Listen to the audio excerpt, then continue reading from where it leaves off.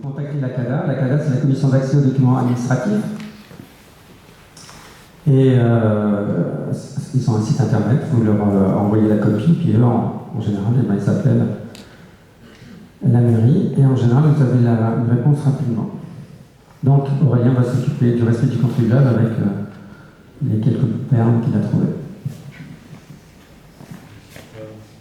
Donc en fait, ce soir, mon intention, c'est pas de faire un procès à la municipalité sortante, c'est vraiment d'informer les citoyens.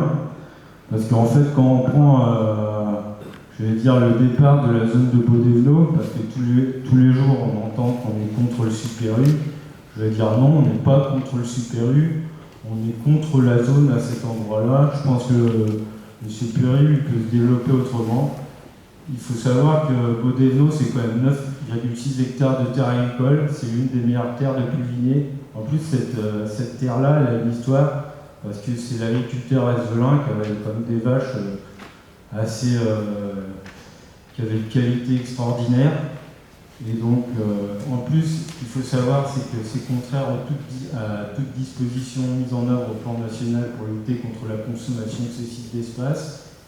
En 2014, déjà, M. Christian Guillot, qui était avec M. Pillet, en 2014, déjà, il disait que il était inquiet pour les commerçants. En fait, la zone, elle devait faire 6 000 m² au départ, mais aujourd'hui, on est à plus de 20 000 m². C'est quand même autre chose qu'au départ. Donc il faut savoir qu'au début, la municipalité avait voté pour 100 m² dans les galeries commerciales, et donc les cellules avoisinantes, c'était à 200 m². Après, il y a eu le passage du commissaire enquêteur qui n'a pas dit la même chose. Il leur a simplement dit qu'il acceptait la zone commerciale à une seule condition, c'était que les cellules passent à 300 m², donc celle d'à côté. Et donc, en fait, monsieur le maire a répondu que cela va à l'encontre du commerce et de l'industrie et que la zone de Beaudesvenaux va modifier la concurrence. Il a dit aussi qu'il était important qu'aucun blocage ne ralentisse les différentes procédures. Tout ça, c'était en 2017. Par ailleurs, le conseil municipal a donné aussi un avis favorable sur l'étude environnementale pour la zone de Beaudesvenaux. Moi, je suis expert comptable. Je ne m'occupe pas de l'environnement. Je pense que dans la municipalité, on n'a pas forcément non plus qui s'occupe de l'environnement. Alors je me demande quelles compétences ils ont pour donner un tel avis. Donc après, je suis expert comptable, donc je suis censé être expert dans la matière. Donc en fait, moi, j'ai fait des rentabilités des galeries commerciales avec le peu d'informations que j'avais, parce que j'avais demandé des informations à M. Carl Saint-James, mais je ne les ai pas eues malheureusement. Donc en fait, il faut savoir que la zone de Chalandise, comme disait Jean-Michel, a été surdimensionnée. Et en fait, c'est pour ça que Gémeaux n'est pas venu, parce que Gémeaux, il voulait s'installer dans une ville entre 10 et 15 000 habitants, sachant qu'à Pulvigny, on doit être 7 008. Et que c'est sûr, en 2025, il était prévu avec un taux d'évolution à 2,5 qu'on atteigne avec 10 925 habitants. Il faut savoir maintenant aussi qu'à Landévent, il y a M. Patrick Mallette qui est en train de se présenter. Et à l'issue d'une concertation avec la population, il a décidé de diviser donc, ses indemnités par deux. Et grâce à cette économie-là, il va pouvoir financer des transports pour amener les Landéventais vers Lorient.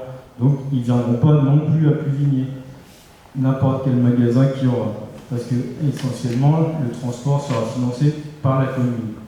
Donc en fait, j'ai repris après toutes les conclusions des différents organismes. Que ce soit la CCI, la Chambre des métiers, en fait, ils disent tous que la zone de Chalandise est surdimensionnée. D'ailleurs, il y a même pour Monsieur Bricolage, il y a quelqu'un qui lui a dit qu'il y avait déjà un magasin à Bels et que les gens ne venaient pas forcément dans son magasin.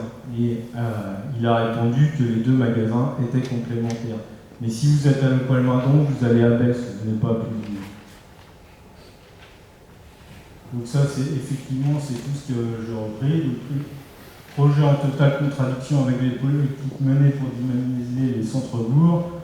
Galerie commerciale de 6 cellules destinées à abriter des points ventes que l'on trouve en centre-bourg, contribuant ainsi à le vider de ses commerçants.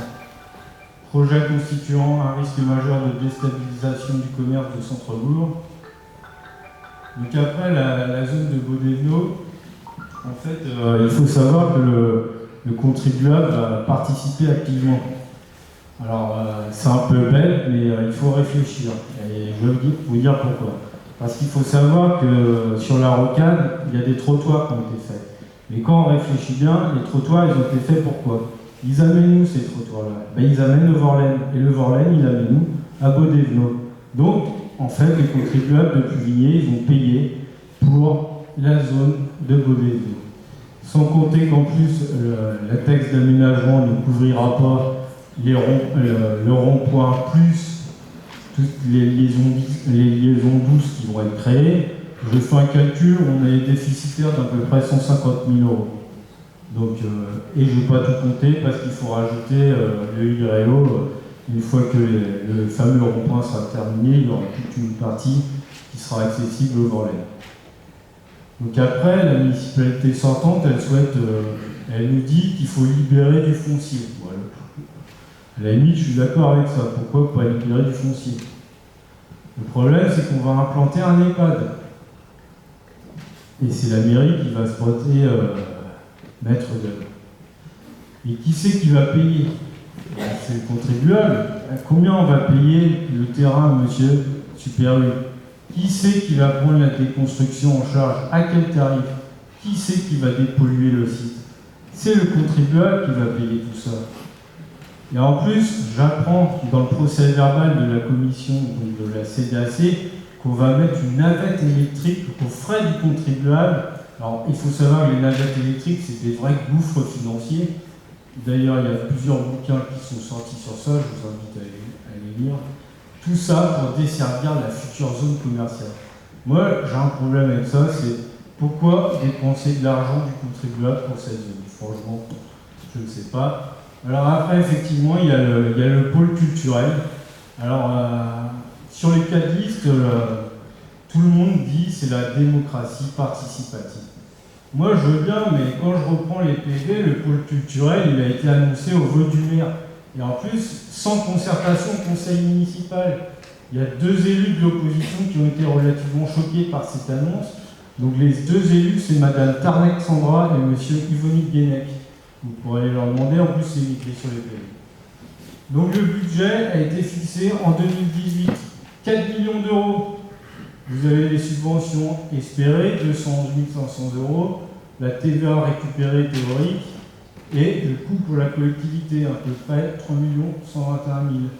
Le budget fixé en 2019, on arrive déjà à 5 850 000 €. Les subventions espérées, c'est plus les mêmes, 411 500. La TVA récupérée, c'est théorique. Et on arrive pour la collectivité à un budget, une charge de 4 463 000 €. Après, en 2020, j'ai eu les infos un peu tard, parce qu'il a fallu que je relance, parce que mes questions dérangeaient. Donc le budget, on est passé à 6 630 000 €. Mais il a fallu acheter le bar, chez Bob, le garage, et la maison avoisinante, on a eu pour 480 000 €. Et bizarrement, les subventions étaient multipliées par 7. Elles passent à 1,5 million. Donc vous avez aussi la TVA récupérée théorique. Donc au final, on arrive pour un coût pour la collectivité d'à peu près 4,5 millions. Et moi, ce que je vois, c'est une dérive budgétaire, une augmentation de 80% du budget initial. Et en plus, à Puvigné, il faut savoir qu'on a la chance, on a Madame Soleil avec nous. Pourquoi je dis Madame Soleil? Parce qu'en fait, il faut savoir qu'il y a des subventions, les programmations ne sont même pas sorties. Ils ont été mis au plan de financement. Ça veut dire qu'ils ne savent même pas ce qu'il va y avoir dans les subventions, les lignes directrices. Alors, bien sûr, j'ai même un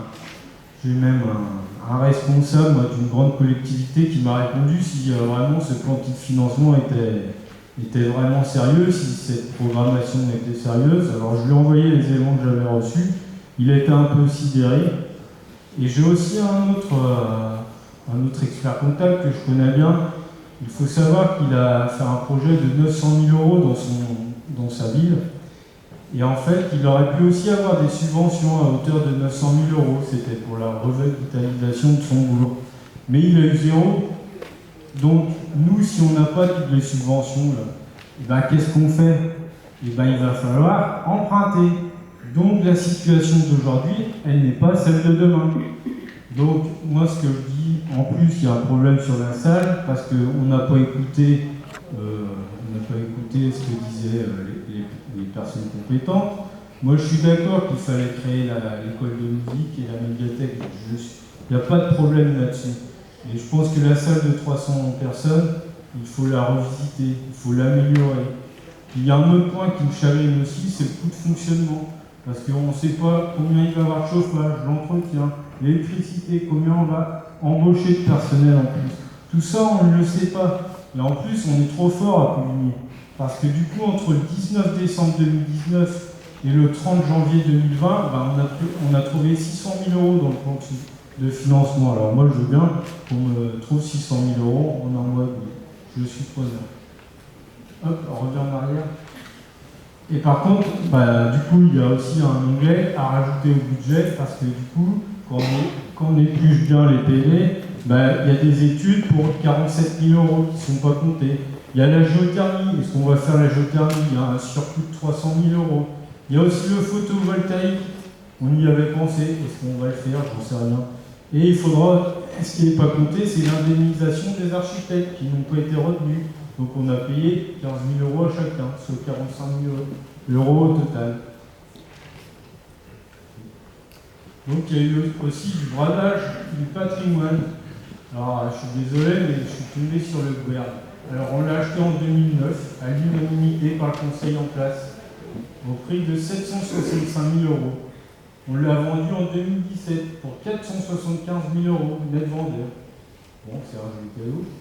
On a versé 20 000 euros d'honoraires aux agences immobilières. Le domaine avait estimé à 508 000 euros. Il y a un élu qui a demandé pourquoi il y avait une telle baisse de prix. On lui a répondu qu'on avait acheté trop cher en 2009 et que du coup en 2017, les prix sur Coligny avaient baissé. Et en fait, quand on regarde les études immobilières, c'est tout l'inverse. Et durant ce temps-là, c'est-à-dire 8 ans, il a fallu chauffer, entretenir le domaine pour le maintenir dans un état relativement correct. Et donc ici, il y a aussi la maison du maréchal Leclerc. On est passé devant avec mon épouse. On trouvait cette maison vraiment belle. Elle a été estimée par les domaines à 220 000 euros. Elle a été cédée à l'Aiguillon à 61 000 euros. Et on rajoute la subvention d'ACA, parce qu'on a eu une subvention, donc ça fait un prix global de 140 000 euros. Donc on a perdu 80 000 euros sur la maison. Il faut savoir qu'il y a un Puvinois qui va attaquer la mairie en justice, parce qu'en fait on a perdu trop d'argent. Donc moi, je suis un petit peu inquiet sur la situation financière, notamment pas aujourd'hui, parce que je vois bien dans les journaux, à l'instant T, effectivement, les finances sont bonnes. Mais le pôle culturel, on n'en sait rien, ça va nous coûter un bras, parce qu'il n'y a rien de défini. Donc la vérité d'aujourd'hui n'est pas celle de demain. Et en plus, il faut savoir qu'en 2017, 2018, 2019, on a vendu pour 1,5 million. Donc forcément, tout ça, ça améliorait notre compte de résultat. Donc c'est tout ce que je voulais dire. Et par contre, si vous voulez, j'ai tout ça dans mon ordinateur, donc si vous avez des questions, il n'y a pas de problème, je pourrais y répondre. Oui, naturellement, tout ce que l'on dit, on l'a vérifié et on a les justificatifs. Et en plus, on a un expert comptable qui a tout épluché. Donc, si vous voulez avoir des discussions tout à l'heure, il n'y a pas de souci.